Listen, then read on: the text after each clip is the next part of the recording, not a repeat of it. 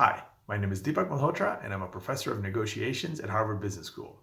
I'm also co-author of the book, Negotiation Genius, and author of the book, Negotiating the Impossible. In this series of videos, I'm talking about the topic of negotiation, and in each video, I talk about one key idea, an insight, a principle, a tactic, or an approach that will hopefully help you as you navigate your own deals and disputes. In this video, I want to talk about walking away from the table. Now, there's lots of reasons one might walk away from a negotiation. Let's consider the following situation. You've made a proposal, you think it's a pretty good one, but the other side is rejecting your offer. Now, maybe they think they can get a better deal elsewhere, but you're pretty sure they can't. Or perhaps they can, but you're unwilling to go any higher in your proposal. So what do? You're ready to walk away because you've exhausted all means of trying to influence them or persuade them that this is the deal they should take. 4 things to keep in mind before you walk away. First, always make sure that you have justified your offer, explained why it's appropriate, explained why it's legitimate, and made sure the value proposition is clear. Second, acknowledge that they're not at a point where they're willing to say yes, and that's okay.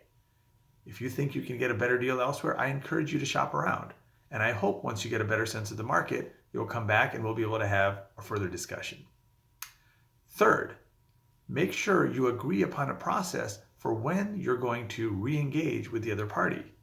Think about what happens if they walk away and they're shopping around and now they feel like they're not getting a better deal anywhere else and they have to make it back to the table with you. Are they going to feel comfortable doing that? Or are they going to feel like they're going to come back and feel kind of sheepish that they shopped around and here they are again? It makes it a lot easier for them if you've agreed upon a process that says something like, why don't we talk again in 1 week? I'll give you a call on Tuesday and we can think a little bit about where things are in the process for you, and perhaps we can have a meeting then and see if we can take this forward. That makes it easier for them to make their way back to the table rather than feel like they're going to look desperate or weak if they come back.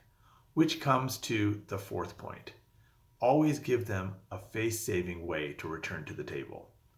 Part of that is agreeing upon a process up front.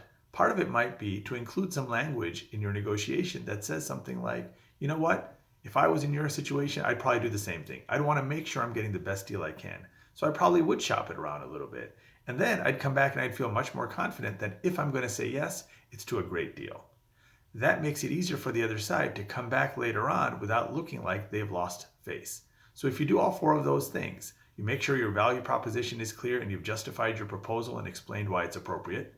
If you've acknowledged their concerns and their reasons for walking away and said that that's okay, if you've given them a process and agreed upon a process for how you're going to re-engage with them, and you've given them a face-saving way of coming back to the table, there's a much higher likelihood that this deal will eventually get done if you're the right partners.